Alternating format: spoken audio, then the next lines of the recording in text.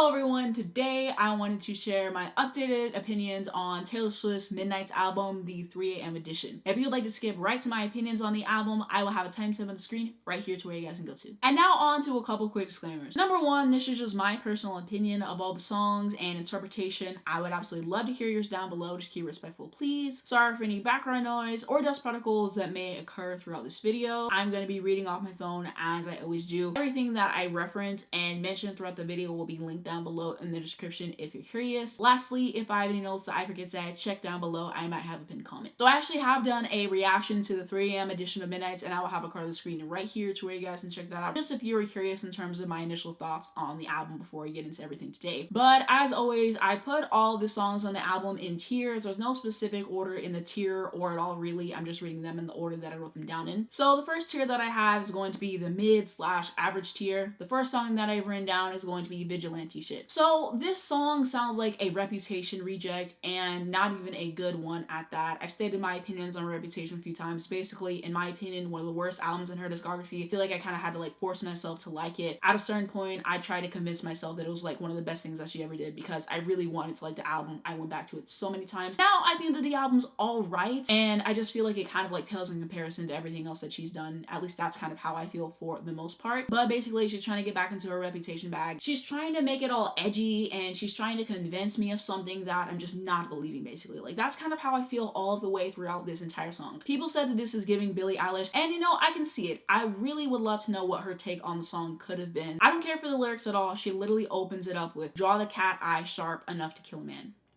Really? And then, "I don't just for women, I don't just for men. Lately, I've been dressing for revenge." Am I expecting every song to be the best song she's ever written? No. Like, she's allowed to have fun and write great pop songs. I honestly do not mind it at all. But the lyrics on the song just have me scratching my head. I just really do not care for them at all personally. I will say that I like the bridge on the song. I think that it is something that is interesting to listen to. And there's actually a concept in this song that I think that if she would have fleshed it out, it would have made it way more interesting. And so I'll read the lyrics to you so you can kind of get the idea. "While he was doing lines and crossing all of mine, someone told his white-collar crimes to the FBI." If she would have taken that, right? And she would have done like this entire storytelling kind of song, I think that that could have been fantastic. You know, maybe if she would have sang the entire song, I think that that's something that I could really get into. I think that that would be really cool. But as it is, I just really do not care for the song at all. Like, it's just not something that is my bag sonically, and that's kind of like my personal opinions on it there. And I would love to know what you guys think about the song down below in the comments. And hopefully I can remind myself to do a poll, because I would really love to know if you love Reputation or if you dislike it, and kind of how your feelings are in regards to this song as well. Like, do you love Reputation and you love the song, vice versa, you know? So hopefully I can remind myself to do a poll in terms of that, but please let me know what you guys are thinking down below in the comments, because I would absolutely love to know. The last song in this tier is going to be Dear Reader. So I just can't really get into this one sonically. I will say that I do like the bridge on it quite a bit. I think that she gets into a great pocket there, so I like that part, but overall the song isn't really for me, though I can really appreciate the sentiment and I understand what she was going for. I just can't really get into it, and these songs are probably going to be skips for me on the album going forward. The next tier that I have is my mixed opinion tier. So the only song that I've written down here is going to be Midnight Rain. So I really like the verses for the song. I think that they're great. You know, she's basically saying, I was more so focused on my career, building my own name, stuff like that, and he wanted me to settle down, and that's just not what I wanted to do. So I kind of like that aspect about it, but I cannot stand the chorus on the song. Like, why did they choose to pitch down her vocals? I'll never know this, but it's just something that irritates me to listen to, honestly. If you listen to the song, there's one time where they don't do that and it's just her regular vocal, and I'm like, why didn't they do that the entire song? Because I really think that that's something that brings down the song. At least for me, every single time the chorus comes on, I'm like,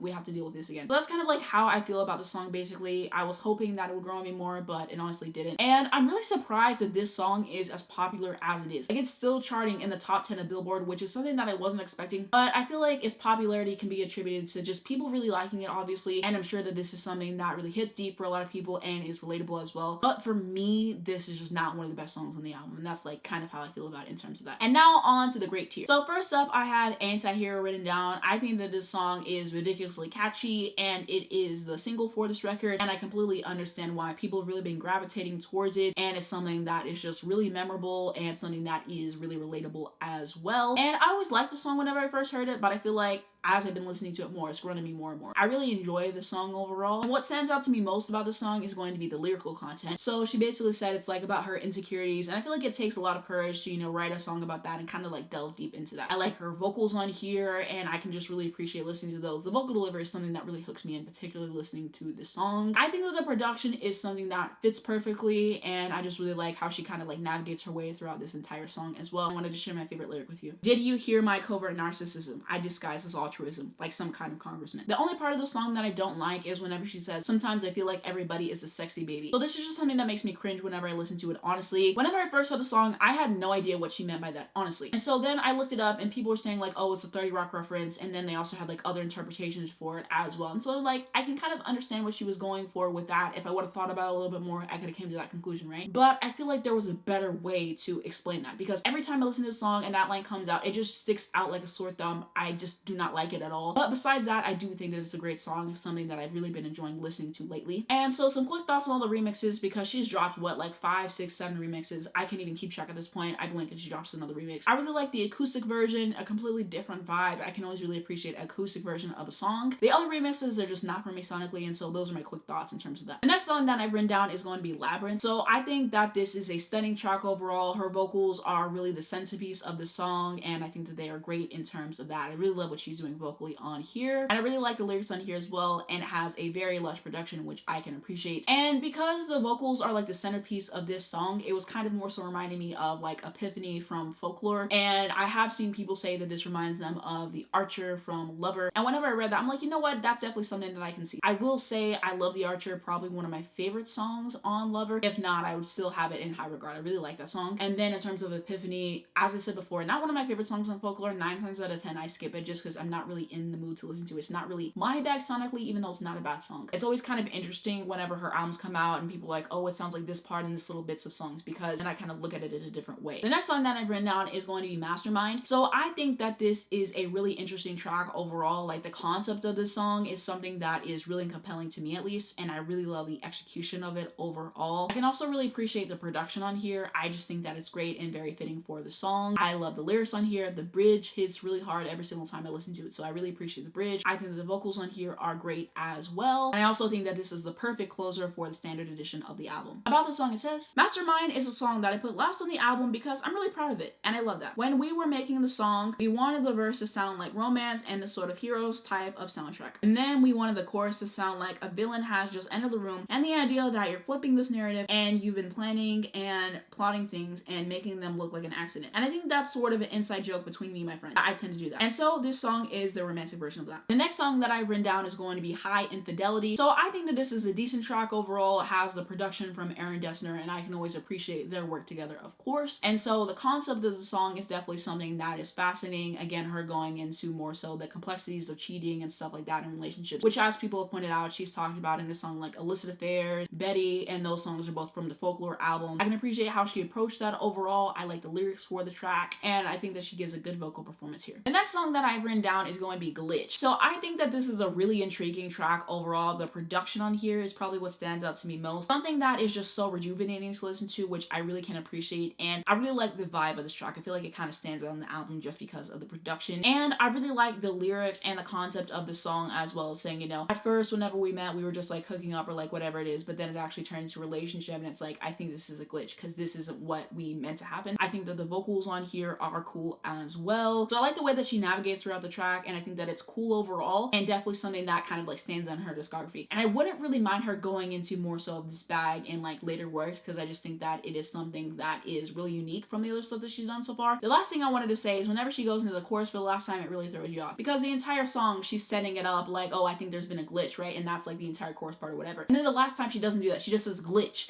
and like the way that it comes, like it's just something that like really throws you off. Like I was saying, like whenever I first listened to that, it shocked me because I honestly wasn't expecting that, and you didn't really see that much because I edited it down. But trust me, like that's just something that like really threw me off. And so that's kind of something that is worth noting. I wish you would have just had it like she had it on the other parts of the song. The last song on this tier is going to be Bigger Than the Whole Sky. I think that this song is very well written and is something that is very captivating to listen to. Whenever I listen to the song, I just want to sit and soak it in, just what she's providing in terms of like lyrical content, and I really like how the vocal complements that as well. And so I can appreciate the production on this track, and she's essentially just saying like, even though things last us for a short time, it is something that has has really impacted me and is memorable, and you know, you were bigger than the whole sky. I really like how she approaches the song overall. And now on to the excellent tier. So the first song that I've written down is going to be Snow on the Beach featuring Lana Del Rey. Now going into this album, I predicted that I was not going to like this song, but this is when I thought Lana was actually going to have a verse or two on the song, which didn't happen, which is something that was shocking to me, because if you tell me, oh, they're doing a song together, of course I'm gonna expect her to have a verse on it, just because people have been wanting this collaboration to happen for years. And so that was something that threw me off, especially because Phoebe has a verse on Nothing New. I thought we turned a new leaf on that and women were gonna start getting verses on her songs, but she said, psych, you guys thought she was getting a verse on the song. And so she's just like on the background vocals for the song, which is something that I can't really hear that much. You know, now I think I'm starting to distinguish it a little bit more, and a lot of people agree with me. And the reason why I didn't think I was gonna like this track was because I just do not like Lana Del Rey's music. I've tried to get into before, it's just not something personally for me. I don't really like the sound of her voice. She can write, I'll give her credit where credit is due. I always give songwriters credit on my channel, but her voice, I just don't really like it. So because of that, I wasn't expecting to like the song. Because she's on background vocals throughout this entire thing and I can't really hear her that much, it doesn't really bother me. And in regards to that entire situation, the memes around it have been so hilarious.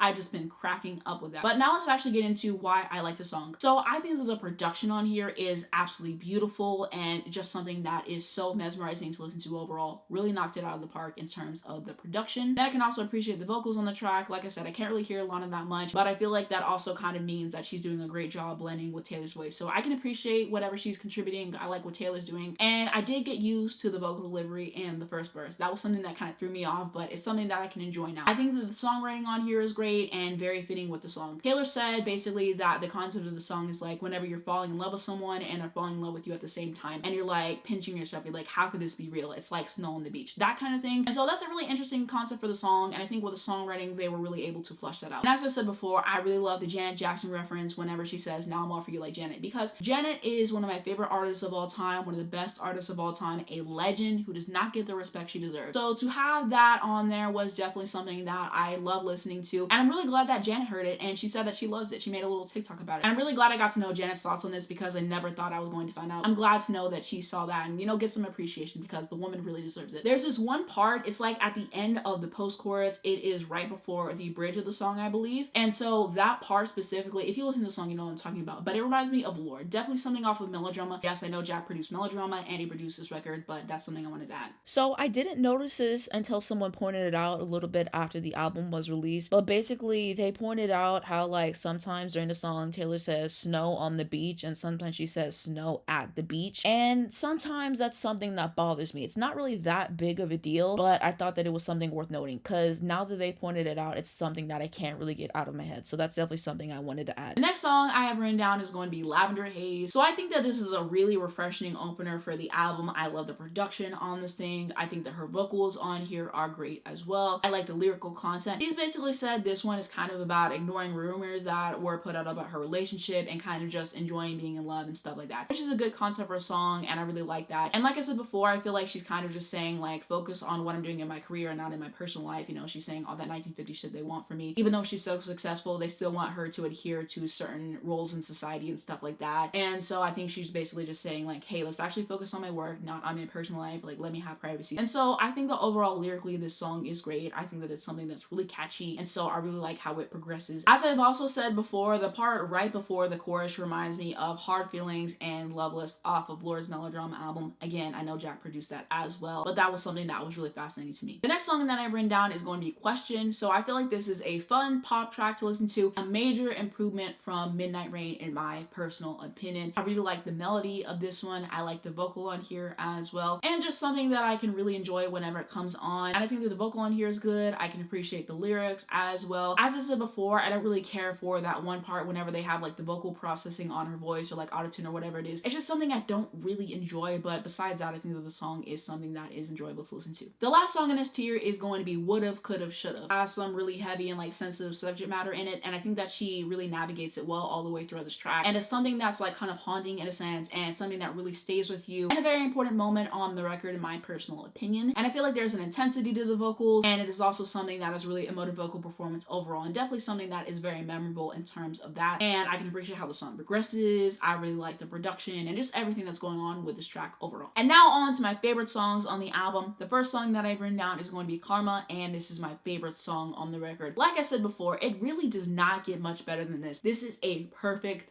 pop song right here, and I just really love everything about it. I feel like the lyrics, can they be a little corny? Sure. Can they be a little unserious? Sure. I feel like she's still able to make it work though. Like the song is so enjoyable that it's just something that doesn't really bother me, and so I can really appreciate it in terms of that. You know, I think that the production on here is absolutely immaculate. It is something that is so fitting. Love the production on this thing. I love her vocal delivery on this thing as well. I love the breakdown part of the song, and then the harmony on Karma is a Queen, and the way that she leads it back into the chorus is brilliant. You know, she's saying Karma is the guy on the screen coming home to me, and then boom, she leads it back into the chorus. So I really think that that's cool. I really like the confidence she has on this track. I love the way that she owns it, and I love that this was something completely different than I was expecting, because as I said, I really was expecting this to sound how Vigilante shit sounded, and it's just completely different. And in this song, she's basically just saying, I don't really mind Karma because it just keeps working in my favor. I keep winning. Unfortunately, it's not a relaxing thought for you, but for me, it is. Like, Karma loves me and I'm winning. So I really like that concept for the song, and I just think that this is a brilliant pop song overall, and it's one that I'm definitely going to be adding to my favorite Taylor Swift songs of all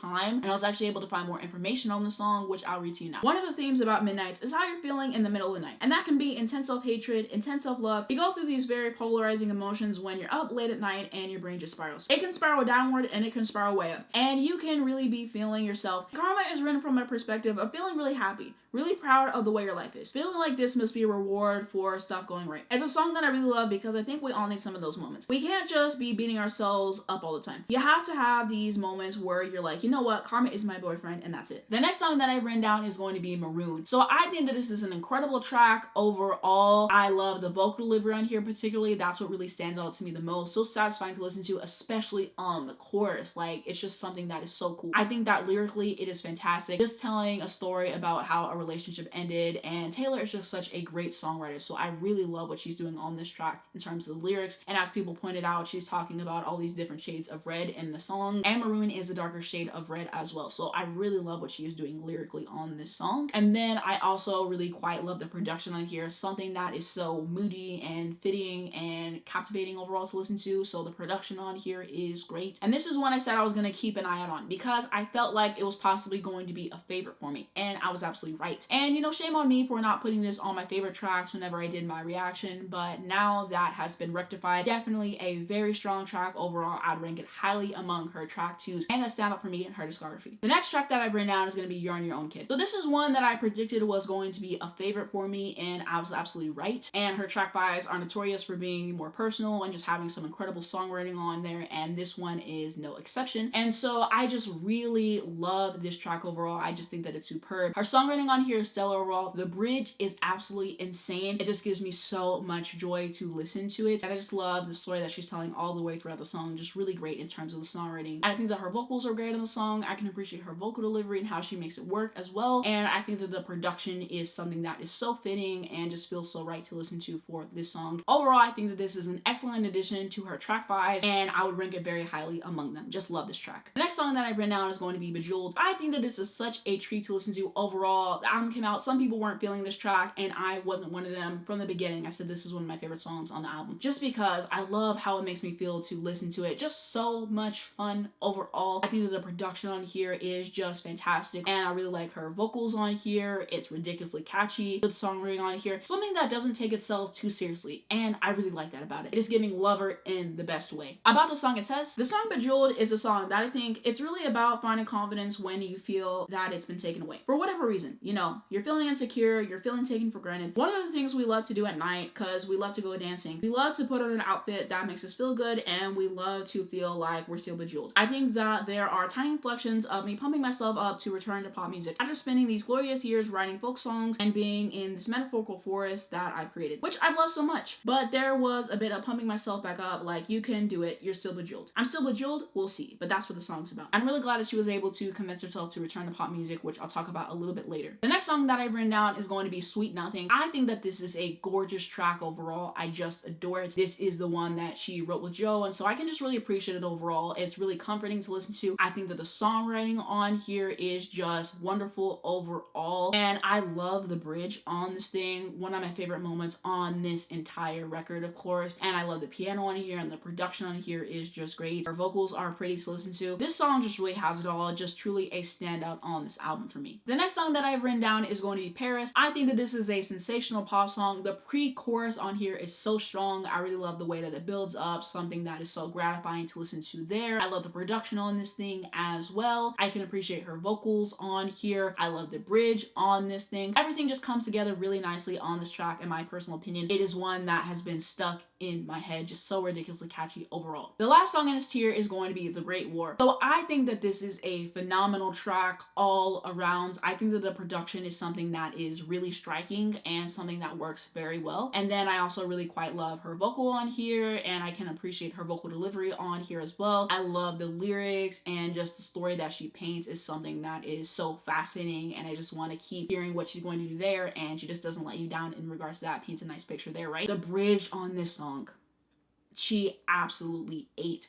One of my favorite bridges on this entire album. One thing Taylor Swift's gonna do is write an amazing bridge after an amazing bridge, and I've been talking about the bridges on this album, and it's just one of the things that she does best. And so I'm just really glad that she continuously puts bridges in her songs, because we live in a world where music is getting shorter because people are making music for TikTok, but she still has bridges, and bridges are literally one of my favorite parts of most songs. So this bridge is just something that hits harder every single time, and this is just truly a standout on the record for me. Now really quickly, I wanted to share my thoughts on the Target bonus tracks with you. So first up, let's talk about Hits Different. I think that this song is a banger. Sonically, it's kind of giving me a mix of Red in 1989. The vocal delivery very much reminds me of The Very First Night. So I just really appreciate that about it. I like her vocal on here. Lyrics on here are great. The bridge, absolutely insane. Like I was just talking about Taylor with her bridges, absolutely ate on that bridge. You can't really ask for much more, honestly. And I really wish this would have been on the standard version of the album. It definitely would be in my favorite tracks. And so hopefully we get this on streaming services soon. I feel like it's probably gonna come in a couple months, like the latest did with Folklore. One of the best songs in Folklore, by the way. And so she just loves to do this, put some of the best tracks as a bonus track. So very excited for this to hopefully come to streaming services one day, but definitely something that is so cool overall. Love it. I like the strings remix of You're On Your Own Kid. I thought that that was something interesting to listen to. And the same goes for the piano remix of Sweet Nothing as well. And now I wanted to share my overall thoughts on this album with you. So I think that this is a great album. Generally, I can really appreciate her vocal performances on this thing. Like I said, there are moments with like her vocals being pitched down and auto-tune and stuff like that that overall I just think weren't necessary. I can't really get into those, but on the whole I really like her vocal performances on this album. I think that she has some decent moments in regards to that. And then I think that the songwriting on here is great. Yes, there's moments that made me cringe, like I was talking about with like vigilante shit, or that one line in Anti-Hero, for example. But generally, Taylor, as I said before, one of the best songwriters of all time in my personal opinion, one of my favorite songwriters of all time. She knows how to write a hook. She knows how to write a bridge. She's great at storytelling. She knows how to get you really involved in a song. And so I really think that you can't count Taylor out as a songwriter. So generally, I really like the songwriting for this record. I think that it's great. And I also think that people can't be expecting her to basically write Folklore Part 87. Like at a certain point, just let people have fun. Not every pop song has to have the best lyrics you've ever heard. That's definitely not something that I'm expecting. And I think that that is something worth noting. And she writes great pop songs. So I definitely want to have that stated as well. I really like the production on this record. I think that it's decent. Are there moments where it can sound a little bit too samey? Sure. I wouldn't have minded if it would have been more dynamic. I think that that could have potentially helped the record. I do think that it fits generally for the songs, but I definitely thought that that was something worth noting as well. Overall, I'm just really glad that Pop Taylor is back, because that is exactly what I wanted. Pop Taylor just has a special place in my heart, I will say. As I said before, I feel like the 3 AM tracks do make the album a lot stronger, especially a song like The Great War and Paris, for example, at least in my personal opinion. And some of those tracks should have been the standard version of the album. I can see why they didn't, just because sonically it's a different vibe. You know, you have Aaron Dessner in terms of the production for some of the 3 AM tracks, so I can understand why I didn't make it in terms of that. And the 3 AM edition was definitely something I wasn't expecting. Luckily, I checked my notifications and I was able to come back and finish everything. But I know a lot of people listened to it, went to bed, and they're like, oh, there's actually extra tracks. So overall, I'm really glad that it's something she did for us, because I remember seeing the 13 tracks and I was like, you know, okay, it's a little bit shorter than what she's done in the past, but like I said before, there's a lot of great albums that are like 12 tracks that I really love, so I really wasn't that bothered by it. But to have these extra tracks, I do feel like it adds a lot of strength to the album overall, and I definitely think that they're worth checking out if you have not already. And speaking of the extra tracks on this album, when is the deluxe version coming? You know, I was thinking about this, and I feel like it's probably gonna happen in a few months. I feel like the sales for this album are still really strong right now. After it's been out for a couple months, I feel like then she'll probably put out a deluxe version of this album. If she doesn't release a physical version with the extra tracks on it, I definitely think that that's a missed opportunity, because I feel like she could sell a lot of copies with that. So I really think it's coming. We probably just have to wait a little bit. That's at least what I'm thinking. Overall, this is a very enjoyable record. One of my favorite albums released this year. I feel like there's a couple career highlights on this thing. And if you like pop music nearly as much as I do, I highly recommend you check it out. It's something that was so much fun to listen to overall. For me, I'd rank this top 5 in her discography. I do think that it's a great album overall. I can definitely see myself returning to this over a lot of her other albums. Do I think that it's her best pop album? No. I still think that that's 1989. 1989, as I said before, one of my favorite pop albums of all time. The first album that I listened to from Taylor. Yes, is there a nostalgia there? Of course, but that objectively is a great record. Only song I would skip is on the deluxe version, You're in Love. I've never liked the song. Skip, skip, skip. For me personally, there might be some songs that I skip depending on the day, you know, how am I feeling, but overall I think that those tracks are still good. Besides You're in Love, I just don't really like that song. But 1989, what she did with that's just something that's history. I still think that Lover is a great album, but I definitely have more skips on Lover than this, which is why it would rank third in terms of that. But I still do quite enjoy Lover. I just find myself skipping songs like The Man, for example, even though I don't even think that that's a bad song. For me, I Think He Knows, I still to this day do not like the song. People are like, oh, Lavender Haze sounds like that song. Never would have made that connection because I skip I Think He Knows every single time. In my opinion, worst song on Lover, might be controversial. I do not care. I did not like that song. And then Reputation, we've already discussed my feelings on Reputation. I don't really need to go into it again. And so that's kind of like my ranking in terms of that. And this album has been very divisive in terms of the fan base. Some people love it. They think it's the best thing she's ever done. I still think that Folklore is her best album, just lyrically, the strength from track to track to track, the one. And then you also have Cardigan and The Last Great American Dynasty. Like, that is really a great track run. And the album overall is really strong, really cohesive. Love it. So I don't really think that Folklore is going to be topped by this. And then there's also people who don't like this album. It felt like it was a disappointment. So I would really love to know how you guys would rank her discography down below in the comments, and just how you're feeling about this album in general, because that is something that's really intriguing to me. Really excited to re-rank her discography because my opinions have changed a lot since I did it the first time. Just waiting for all the re-recordings to be finished and stuff like that, but that's definitely something that's going to be fun. The next thing that I wanted to talk about is some people feel misled with this album in terms of like how it was marketed. So basically, you know, the entire aesthetic of this so far has been like 60s, 70s. Like I said, I love that aesthetic so much, and just like the way that she's talked about this album, you know, what keeps you up in the middle of the night rethinking about situations that have happened in the past? How do we interpret that now? So I think a lot of people went into this album and they thought that they were going to get something more so like a Folklore, like a Evermore, like that type of beat. Some people were like, oh, I thought it was going to be more like of a Fleetwood Mac type situation. I definitely thought that that was a possibility, and I would not have been disappointed if that would have happened at all. I love Folklore and Evermore. Those are her two best projects in my personal opinion still, but I wasn't necessarily banking on that. Like, I wasn't 100% sure that was going to happen. I was like, you know, maybe she's going to go back to pop. We'll see. Also, she said before that she's written a lot of great up-tempo pop tracks at like 2 a.m. And basically because of those reasons, I was like, you know, you can't count out her going back to pop. And then once I saw that Jack Antonoff was producing it, I was pretty sure that it was going to be pop. Of course, he's produced records that aren't necessarily pop, but I had a good feeling it was going to be, and I saw rumors it was going to be pop, so I was like, maybe, but I didn't really put too much stock in those because people can post anything online, and so you can't just believe everything that you read. But I was like, you know what? I feel like she is going back to pop, and that's exactly what I wanted, and so I'm really glad that she did it once again. I love Pop Taylor, and so I think that out of everything she's done, Pop Taylor is probably my favorite. I just really love pop music, and so she's just really great at writing some catchy hooks and stuff like I was mentioning. Like I said, I'm really glad Pop Taylor is back overall. I don't necessarily blame people for being like, well, I thought it was going to be different based on the aesthetic and stuff like that. Of course, she's touching on that topic all throughout this album, even if it's in a fun up-tempo pop song, and you also have the slower tracks on this as well. I think people were just expecting something different than what they got. But regardless, I knew that she was going to make a good album. She has a really great discography. She's a track record of making good album after good album after good album. So I felt like no matter what she was going to do, I wasn't going to be disappointed. And so that's kind of like my opinions in terms of that. I just thought it was something worth addressing because I've seen people talking about it a lot online. The next thing I want to talk about is all the records that she broke with this album. Some of them will be on the screen right here just so you guys can read over them. But wow, this album is dominating and you absolutely love to see it. Some of the most notable achievements in my opinion is she was able to score the biggest album debut of all time on Spotify with 108 286 million streams, which is something that was unexpected. I knew it was going to be popular. I mean, she's Taylor Swift at the end of the day, but for it to smash the way that it did. And just to put that in context, this got over double the amount of streams that Red, Taylor's version, got. And that's a huge record, so definitely congratulations to her. And then also she got the biggest first week sales of her entire career, surpassing 1989, which sold like what, 1,287,000 copies. I think that's what 1989 sold in the first week, which is insanely impressive. This album sold 1,578,000 copies in its first week, which is absolutely mind-blowing. And over 1 million of that was in pure sales, which is insanely impressive. And of course, people are going to be like, oh, she had like 87 different vinyl variants and stuff like that. And she didn't really have that many. I feel like people are just being dramatic. A lot of artists do that and stuff. There was what, like 4 different variants and something like that. And so, I mean, yeah, you can release a billion different variants all day long, but it matters if people are going to buy it. You know, there's so many artists who do the same thing and nobody cares to buy the record. So, I mean, I think that that's something that's really impressive because she's like 16 years into her career. And so the fact that she's able to sell records the way that it does just really shows the strength of her fan base and her talent as an artist. Because, you know, for a lot of people, if you don't make a good record, they're not going to buy it. So the fact that she has so many people, you know, willing to buy the record, that's definitely something as well. So I just remember this huge milestone that she accomplished that I'd forgotten about. I had to do an entire voiceover for this because this is a huge deal. But basically, she was able to occupy the top 10 of the Billboard Hot 100 chart, which is a big deal. No one has accomplished this before. I believe the Beatles were able to get 8 out of 10 back in the 60s.